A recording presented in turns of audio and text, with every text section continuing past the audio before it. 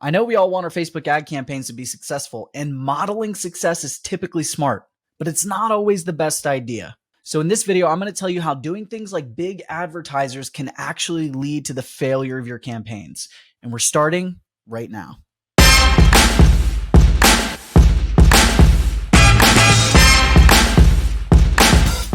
Howdy, my name's Mike, and if this is your first time on the channel and you want to learn more about starting an online business and growing it to replace your income, then now's the time to start. Go ahead, subscribe to our channel, turn on that little notification bell so you never miss a single one of our videos. Today, I'm going to talk to you about something I'm very, very familiar with, which is Facebook ads. All right. I've got a Facebook ads agency, and one of the biggest mistakes that I see business owners make with their paid traffic is that they try to copy what they see these big advertisers doing.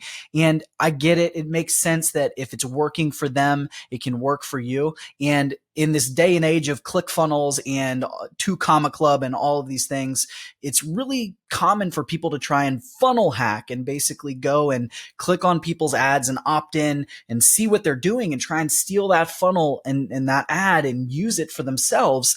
But that's one of the biggest mistakes that you can make that can lead to the failure of your ad campaigns. And the reason is because there's so much you don't see, right? Those ads that you're trying to copy, those funnels that you're hacking, they're just the tip of the iceberg. There's so much below it.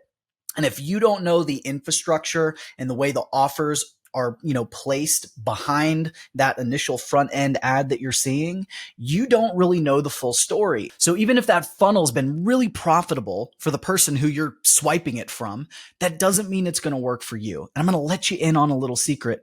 The reason it might not work for you is because most funnels aren't profitable, at least on the front end. There's something hidden, right? It's that below the water part of the iceberg, something that they're doing to make it profitable in the long term. So a lot of these big advertisers, they're actually losing money on the front end of their campaigns. They're willing to spend more per lead than they're actually earning from the initial part of the ads because they know all the profit comes down the line.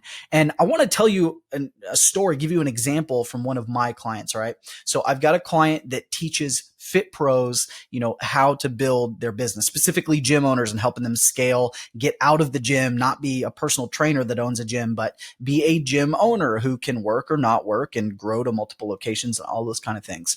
And so he's got some great free lead magnets, and he's even got an ad that's promoting, this business session, right? Where somebody's going to go and pay $47 for this half hour or 1 hour business session. All right. Now, if you saw that, if you're in the same industry and you said, you know what, I'm going to go ahead and I'm going to take this ad and I'm going to take this landing page and the order of everything. I'm going to opt in, schedule a call, but not take it. I'm going to funnel hack and I'm going to rebuild this for my own coaching business. And I'm going to have these great ads, and these $47 calls are going to actually, cover the cost of my ad spend. Now, what you don't see is that those $47 calls, they aren't actually covering the cost of the ad spend. They're mitigating some of the cost and they're helping us be able to scale. But those $47 coaching sessions actually turn into sales calls. And it's a huge opportunity for his team to then sell people into his $3,000 coaching program. All right. And so that's really where the money is there. But you wouldn't know that looking at the funnel, because it's not until they get on the call and find out if that person's actually a good fit for their program, they make an offer. They don't even make an offer on every single call. But it's so much more than selling these $3,000 programs off the back of this, paid consultation, because he's also got his, higher end programs, right? If people make it through the first program, he upsells them into the next level, which is $10,000. He does retreats all across Europe where people are paying a few $1,000s to go out there for a 3-day retreat and really get personal help on the business. There's investment opportunities where he ends up investing in some of these gyms. There's so many different things that he's using to monetize the back end of that funnel. And you would never know that. And if you don't have that in place, your funnel's likely going to fail because you're going to be dumping money into something and wondering why it's not profitable. So what should you be doing? All right. The first thing you need to do is you need to know the end goal. This is incredibly important. What is your core offer? How are you making money in your business? And then make sure you choose the correct campaign or the correct funnel for what you're doing. And so let me give you a couple of examples. If you have a business like myself where most of your sales are going to come through email marketing, right? When we do launches, we send people to sales pages to buy our products and, courses, that sort of thing. We're not getting on the phone. We are not doing anything like that.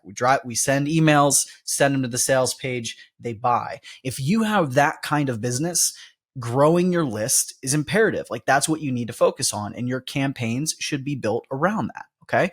If you have a blog, for example, right? Bobby is a blogger.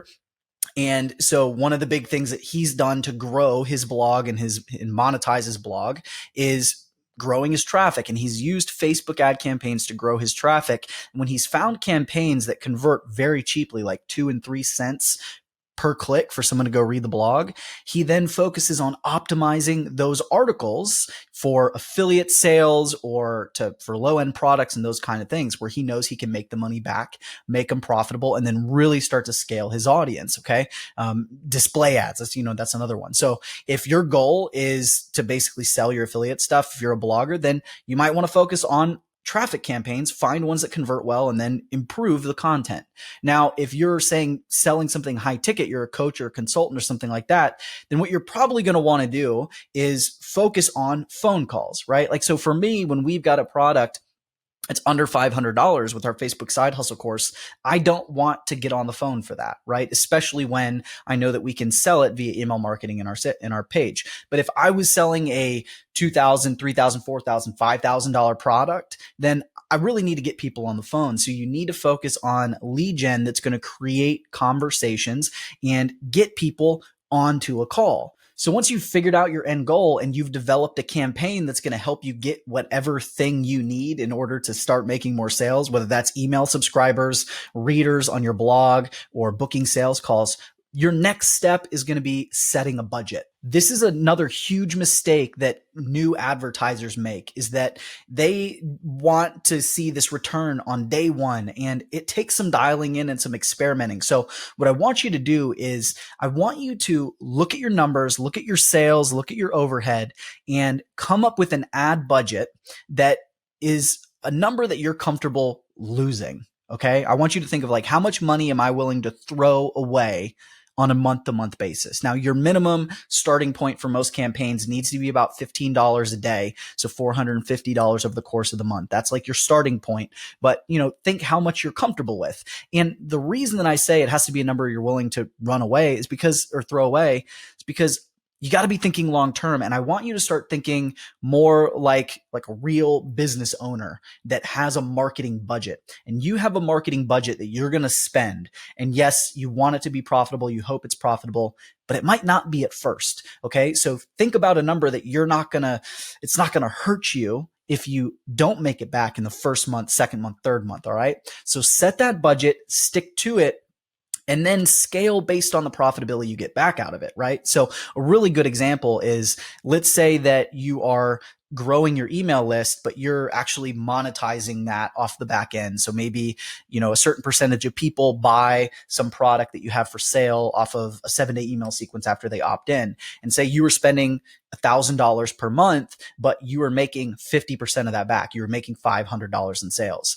Me personally, what I'm going to do is the next month, I'm going to put that $500 back in, because what should happen is now I'm spending $1,500 instead of $1,000. I'm making back $750, right? And I've basically increased it without, losing the amount that I'd committed to losing, right? So I think that's a good way to scale, as you get it dialed in and eventually get it completely profitable. That way you can really, press on the gas.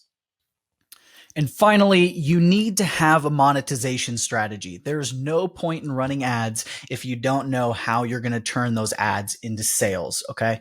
Generating leads aren't going to do anything for you if you don't have a solid follow-up system and a good offer, and you don't have ways to re-engage all those old leads down the road, since it might take 6 months for some of them to be ready to become buyers. So you need to have a monetization strategy. Now, if you're not sure what to do about that, that's what this next video I want you to check out. All right. It's my simple system for turning your email subscribers into sales. All right. Now, if you're doing something more high ticket, you're going to want to check out last week's video where I walk you through the funnel my clients are using to have consistent 6-figure months. So whatever your offer may be, check out these 2 videos, get some ideas about how you can monetize your traffic, and then get to work, create some campaigns. Let me know if you have questions in the comments.